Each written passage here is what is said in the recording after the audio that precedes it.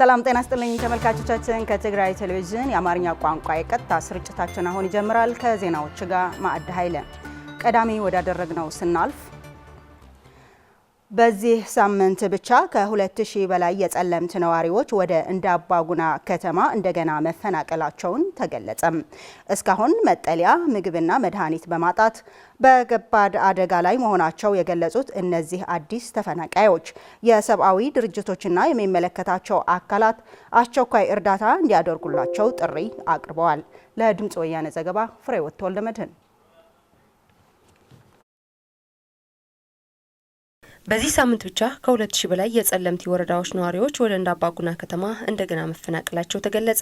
ከፕሪቶሪያ የሰላም ስምምነት በኋላ ከተለያዩ የመጠለያ ማዕከላት ወደ ቀድሞ መኖሪያቸው ተመልሰው የነበሩ የጸለምቲ፣ ላዕላይ ጸለምቲና የማይጸብሪ ከተማ ነዋሪዎች አሁንም ደህንነታቸው ስላልተጠበቀ እንደገና በሚፈጠሩ ግድያ፣ ጥቃትና እስር ምክንያት ወደ እንዳባጉና ከተማ እንደገና ተፈናቅለዋል ተብሏል። ከአውዳሚ ጦርነት በኋላ በሺዎች የሚቆጠሩ የእነዚህ ወረዳ ነዋሪዎች በእንዳባጉናና በሌሎች አካባቢዎች ተበትነው ከቆዩ በኋላ በፕሪቶሪያ ስምምነት መሰረት ከነችግሮቻቸውና ደህንነታቸው ሲያረጋገጥ ወደ መኖሪያቸው እንዲመለሱ መደረጋቸውንም ይታወሳል። በአካባቢው ያለው ህገወጥ አስተዳደርና የታጠቁ የአማራ ኃይሎች ሳይፈርሱ መመለሳቸው ተከትሎ በተለይም አሁን በኢትዮጵያ መከላከያ ሰራዊትና በታጠቁ የአማራ ተስፋፊ ኃይሎች ግፍ የተፈጸመባቸው በመሆኑ በዚህ ሳምንት ብቻ ከ2000 በላይ የሶስት ወረዳዎች ነዋሪዎች ወደ እንዳባጉና ከተማ እንደገቡም ተገልጿል።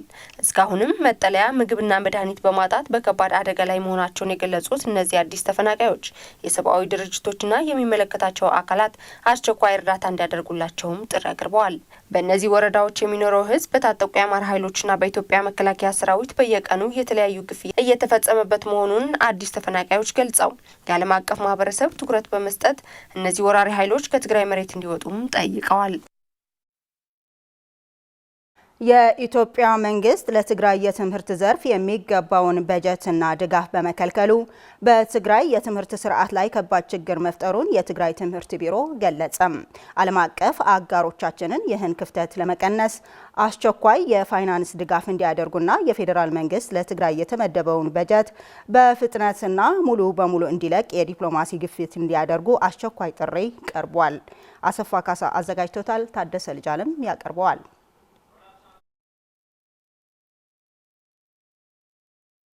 የኢትዮጵያ መንግስት ለትግራይ ትምህርት ዘርፍ የሚገባውን በጀትና ድጋፍ በመከልከሉ በትግራይ ትምህርት ስርዓት ላይ ከባድ ችግር መፍጠሩን የትግራይ ትምህርት ቢሮ ገለጸ።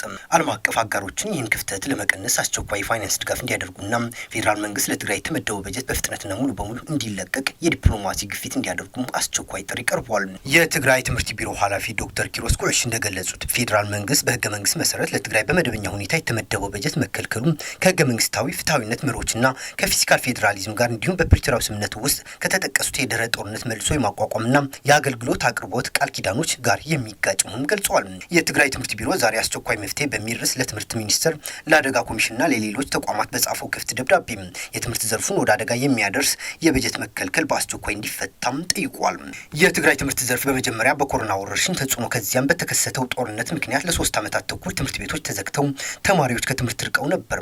ትምህርት ቤቶችና የትምህርት መሰረተ ልማቶች ከባድ ጉዳት ደርሶባቸው በመምህራንና ተማሪዎች ላይ ማህበራዊና ስነልቦናዊ ጉዳቶች ተፈጥሮ ነበርም ብሏል ቢሮ። ነገር ግን በዓለም አቀፍ አጋሮች በዓለም ዙሪያ ባሉ ተጋሩና በመምህራን ጥረት ባለፉት 2 ዓመታት ተኩል የተወሰነ የትምህርት ቤቶች መልሶ ግንባታና የትምህርት እቃዎች ማሟላት ተከናውነዋል። እንዲሁም በትግራይ ጊዜያዊ አስተዳደር ስር ያሉ ትምህርት ቤቶች ተከፍተው አገልግሎት መስጠት ጀምረዋል።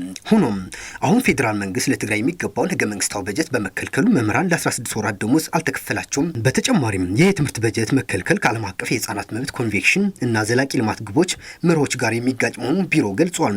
ይህም ድህረ ጦርነት መልሶ ማቋቋምን የሚያደናቅፍና ለትግራይ ህጻናት የመማር ዓለም አቀፍ መብት የሚጋጭ ነው ተብሏል።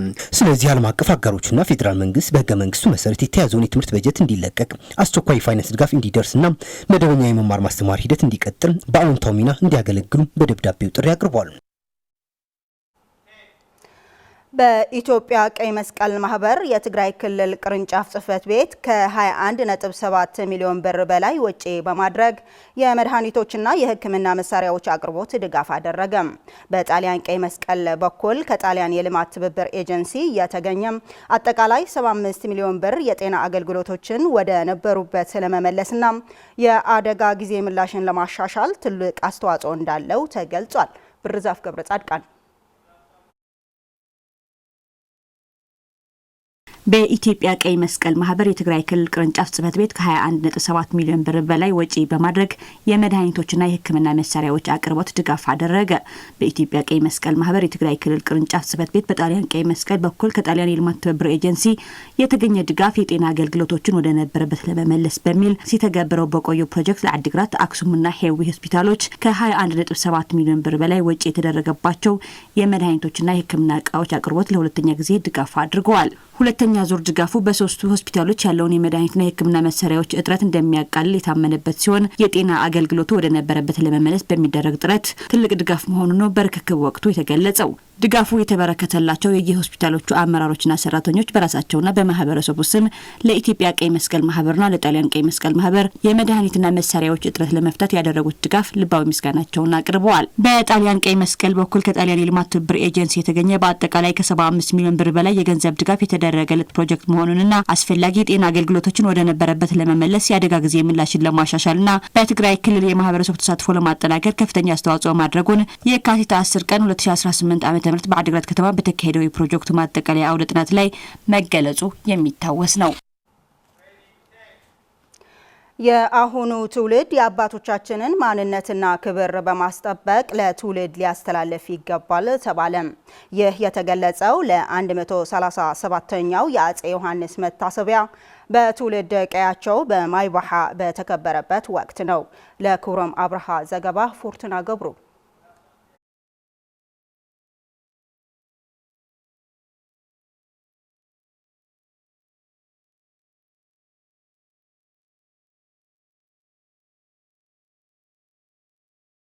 አጼ ዮሐንስ አራተኛ በትግራይ ማዕከላዊ ዞን በምትገኘው የደጓዓ ተንቤን ወረዳ የዶጎል ወያነ ቀበሌ ልዩ ስሙ ማይባሃ በሚባል ቦታ ተወለዱም።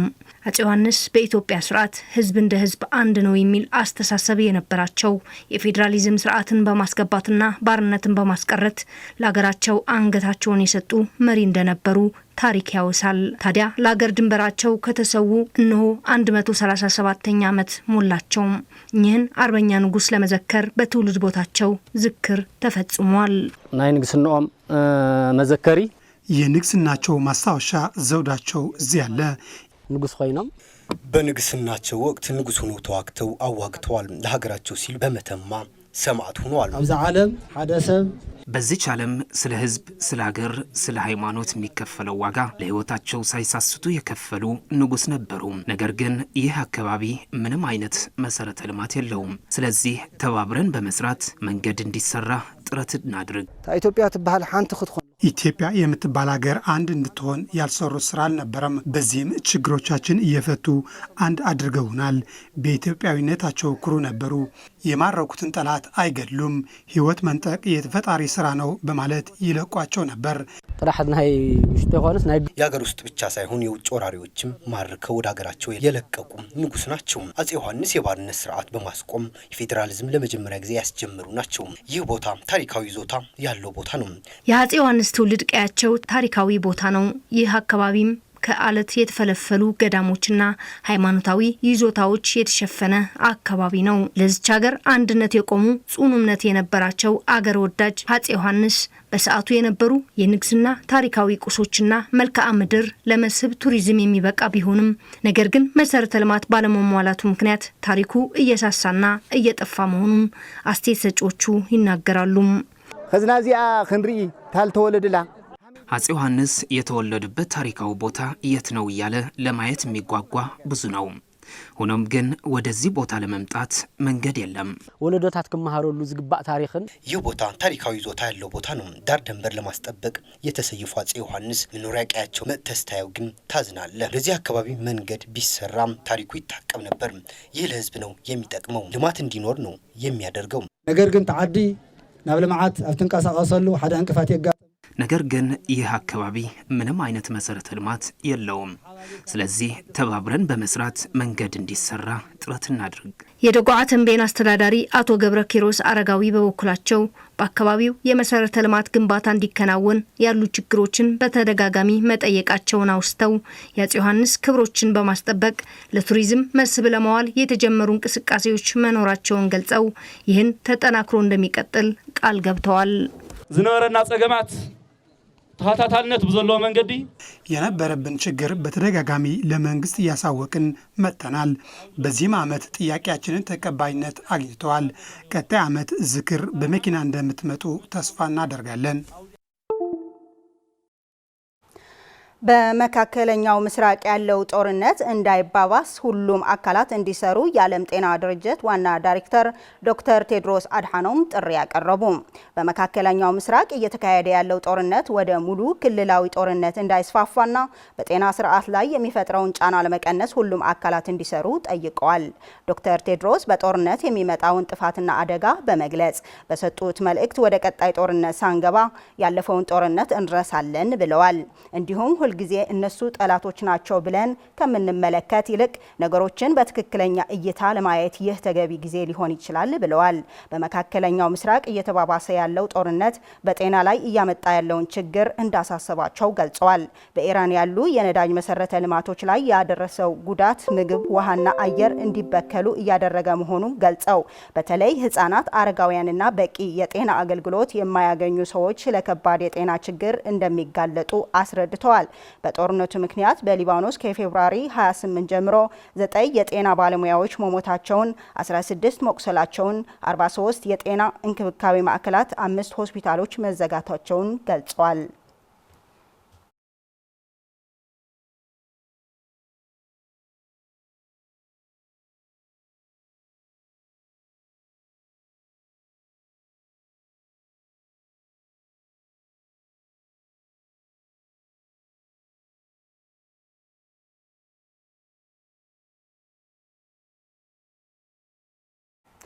በመጨረሻም የውጭ ዜና።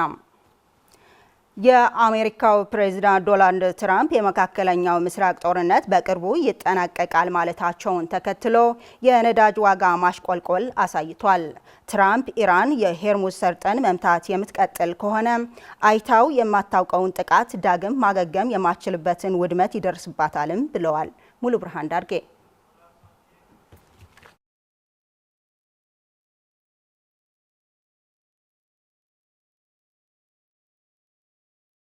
ዶናልድ ትራምፕ ጦርነቱ በቅርቡ እንደሚጠናቀቅ ከተናገሩ በኋላ የነዳጅ ዋጋ ቅናሽ አሳየ።